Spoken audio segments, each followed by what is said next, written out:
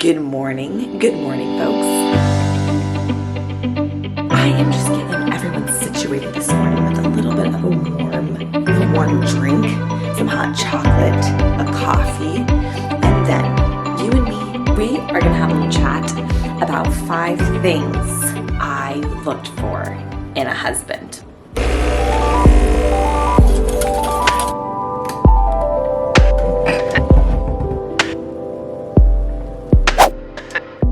Today, folks, well, first things first. Nothing like that first sip of coffee, let me tell ya. First things first. I felt like I needed to get a little bit more presentable for you folks, so here we are. You guys, I am so excited to just do a bit of a sit-down chat with me and my gals, or guys. Actually, I invite the guys to watch this one as well. And we are going to talk about 5 things I looked for in a husband. My goodness, it is so common. Like, I feel like girls are always like, what's on your list? Like, what are your non-negotiables? And of course, we have non-negotiables. But I think there's things that we need to be looking for in a man, and it's so easy when you're dating to be so caught up in like how much you love them and just how perfect and amazing they are, and be totally sidetracked by the realities of things. Like, everybody has something that they struggle with. Everyone has something that they're working on. We are a work in progress. There is always something that we are improving in. We are always learning and becoming more refined and more like him. And I think there's kind of 2 sides to this coin, where I've seen many friends and even myself come to this place where dating feels so high stakes because they feel like the person that they date has to be perfect. Like, they need to have not a single flaw because, oh my gosh, this is the biggest decision of your life. Actually, dating isn't the biggest decision of your life. Yes, marriage is one of the biggest decisions in your entire life. But dating doesn't have to be high stakes like that. So this conversation is more so for the person maybe that has been dating somebody for a long time and you're considering marriage, and because dating, you're learning somebody, you're learning who they are and how they operate and how you guys operate together. And there does come a point in the dating relationship where you do start to discuss the idea of getting engaged and getting married, and you do have to have a reality check about certain things. So today, I want to talk about the top 5 things I looked for in a husband. Of course, these are not mountains to die on. These are just things that I found practically I really wanted to see in the person I was dating before I married them. That these were qualities and characteristics that they owned and had for their own life before I decided, yes, I want to marry you. So I wrote some of these down so we just stay on track today, folks, because I can get a little bit off track. And I remember, like I said, feeling like that high stakes, like this person has to be perfect. And my goodness, am I so thankful that Elijah had grace for me in my own process, and still does. Like, I am still becoming a better version of myself every single day.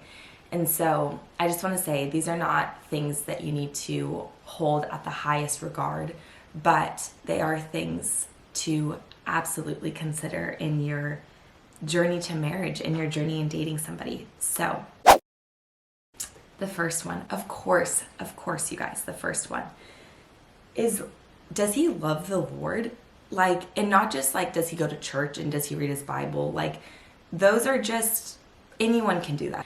There's such a difference between somebody that goes to church and loves Jesus versus somebody that is serving him with their life, that would stop everything because the Lord told them to do something. And I just felt like I needed to see in the person that I was dating that they loved the Lord with their whole entire heart. There was such a high regard for the Lord in their life that he came before anything else, that he was the biggest part of their life. And so I remember even with dating Elijah, I really looked for those things of like those moments where Elijah would stop and say, no, I don't feel like I'm supposed to do that. I feel like the Lord has told me to do this.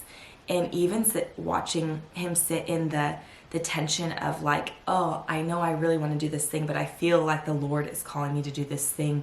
And seeing that, oh, the Lord really does hold the highest place in your life. He really is in exactly where he's supposed to be in your life. He's in your inner circle. He is the person leading and directing your life. That was huge for me. Like actually seeing Elijah's relationship with the Lord play out, that is first and foremost. Because when I think about getting in relationship and marrying somebody, I don't want to become the person that has influence to dictate what our life looks like. I want the Lord to dictate what our life looks like. I want to be so led by the Lord that it doesn't even matter what I think is the right decision or the good move. What all that matters is the Lord's voice and his directing and his leading in our life. I want our life to be led by the Lord. I want it to be led by the Holy Spirit. And so it meant so much that before our relationship, his life was being led by the Lord. So of course, that was the number one thing I looked for in dating Elijah was, does he love the Lord? Not just with a little, but with all of his heart. Okay, now this one. Okay, number 2. I feel like these kind of go hand in hand. Being able to take ownership and be teachable. So what I mean by that is, does he have the ability to own the fact that he's made a mistake? But then does he have the ability to make the change? So can you come to this person and say, hey, when you did that thing, it really made me feel like this, and it's absolutely not acceptable. That's not okay with me. And have them go, oh man, I'm so sorry. I wish I didn't do that. I won't do that again. And actually watch that play out in your relationship. Actually watch the person be able to go, oh my goodness, I did not mean to do that, and here's what I'm going to do to fix that.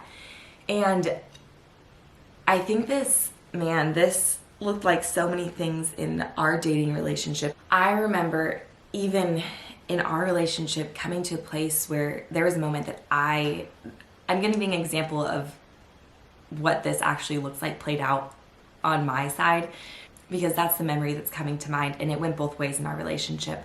But for example, in our relationship, there came a point where we had been dating probably for 6 months or so, and Elijah was feeling like I was not pursuing him in return. And I had never been in a relationship, so I actually didn't know what that looked like. In my mind, I thought, oh, the guy, he initiates taking you out and going on dates and planning things and all that sort of stuff. And I actually didn't know where my place was in that. But I remember Elijah coming to me and going, hey, Alley, like, I don't feel like I'm being pursued in return, and I need you to pursue me. I need you to initiate things and even respond to his love language. And he goes, I actually realize I feel so loved when you bring me something, or you think of me, or you have a gift for me, and I just haven't felt that way for 6 months. I feel like I've been the one pursuing you. There hasn't been a pursuit in return. And I remember that hurting my heart so bad, because that was the farthest thing from what I was trying to do.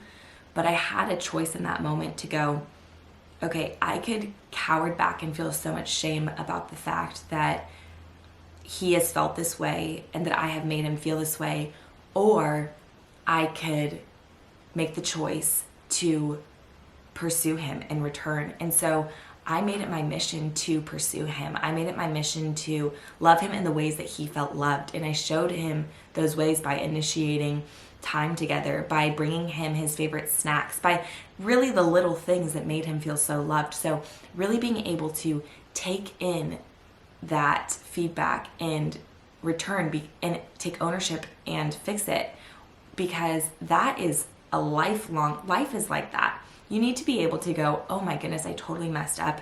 I'm so sorry. I won't do it again. Here's how I'm going to fix that. And that's gone both ways in our relationship. I know for even myself with Lije, there's been moments where I'm like, hey, actually, I was so sad that you shared that information in public, and what I shared with you in private, I don't want to be shared in public, and that really hurt my feelings. That really feel like that broke trust with me. And watch him take ownership and go, oh my goodness, I'm so sorry. I didn't mean to do that. I didn't know. And then decide, I'm not going to share things publicly that you have shared with me privately until I know it's okay, and really make that shift in his life. And so those are small little examples, but that was huge for me. And looking at a husband, like, can they take ownership? But then can they learn from it? Are they teachable? Can they make the change in their life? Another huge one for me was servant heartedness. Is he a servant in his heart? Because what I mean by this is any man can work, any man can be driven to make money and to provide, but not every man has a heart to serve, just from a genuine place in his heart to make the world a better place, to love people well. So it was huge for me to see that the person I was dating, that Elijah, had a servant heart, that he was willing to go out of his way for somebody, that he was willing to serve somebody in need more than he was willing to even work for a paycheck. And so I watched that play out in Elijah's life over the course of our whole dating relationship. Him deciding, oh, I'm going to go and serve these people in this way, was huge, because ultimately you're going to need to be your family and our home and our lives. There's going to be things that need to just be served out of that place in your heart, versus no one's going to pay you to clean the house. No one's going to pay you to wash your own car and to take care of your taxes.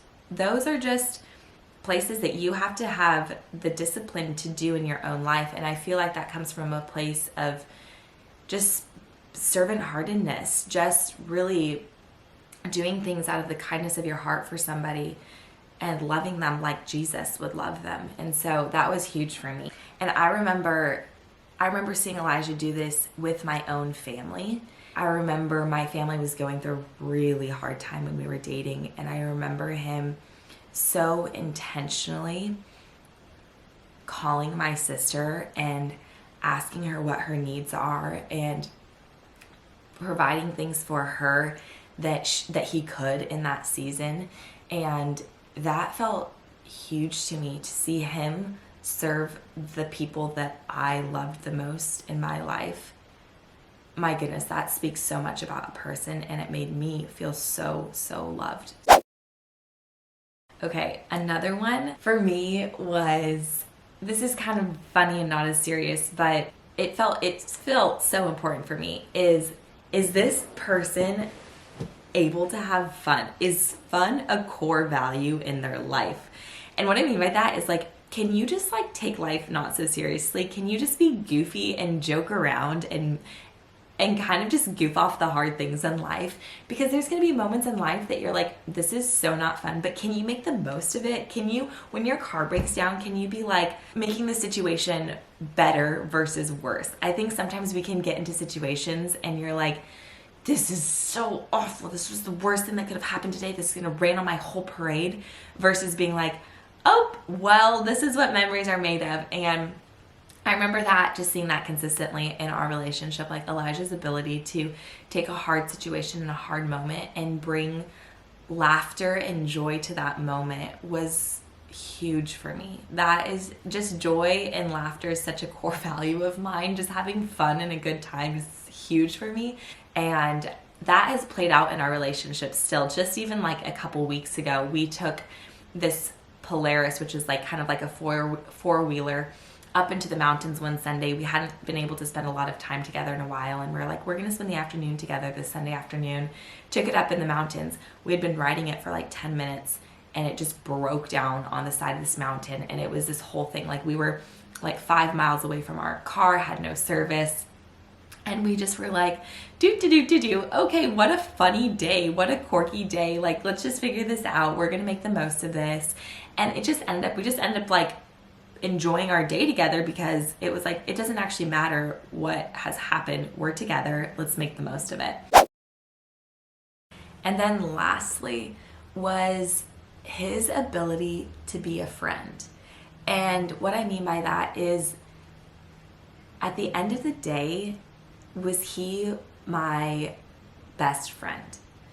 Was he more than just somebody that thought I was attractive, that pursued me?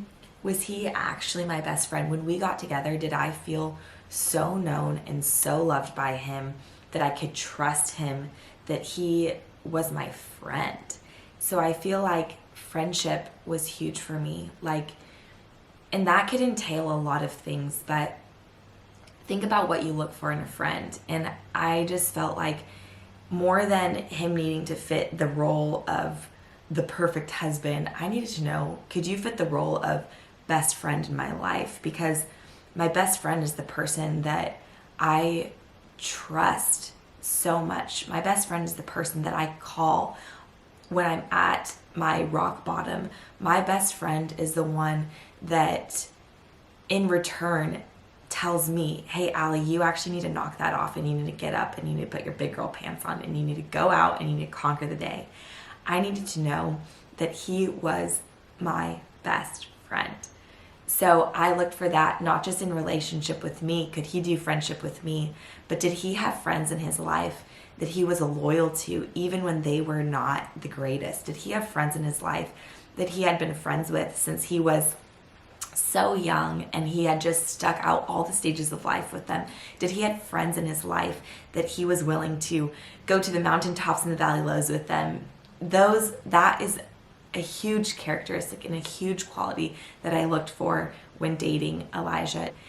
And Elijah's friends, they know him as that. They know him as a good friend, that, you know, he's willing to drive out when you get stuck, when your car breaks down 3 hours away. He's willing to pick up his stuff and go out and drive out and pick you up because you're in a hard spot. And he's willing to stick it out even when he's like, I don't know why you're making these decisions with your life, but you've been a good friend to me for years, and so I'm not going to just ditch you because you've made one wrong decision. And that felt huge, because I knew I would be in his life, and I would have stages where I was not at my best, and where I would even change as a person. We're continually growing and becoming, and so knowing that he would stick it out with me, that he would be loyal to me, was really huge. So those are the top 5 things I looked for in a husband, and I hope you feel encouraged by listening to this, whether you're dating somebody or thinking about dating or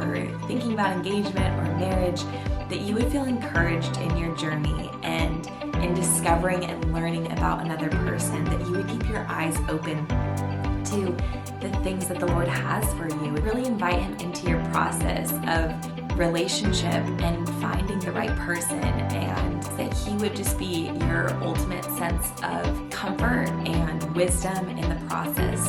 So we'll see you guys next time, and don't forget to like and subscribe to my channel if you want to hear more videos like this. And of course, leave me in a comment below what else you would love to hear us talk about. Have a wonderful rest of your day/week, and all the most love to you.